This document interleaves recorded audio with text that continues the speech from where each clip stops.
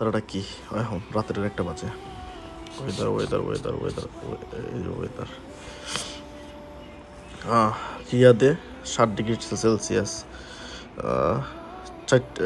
ভোর 6টা বাজে 4 ডিগ্রি বাজে। পরের দিন কত থাকবো? পরের দিন টোটালে 16 ডিগ্রি থাকবো খালাস। এখন তো আরেকটা ম্যাজিক দেখেন, যে এটা হলো রিয়াদ, মানে গুগল ম্যাপ।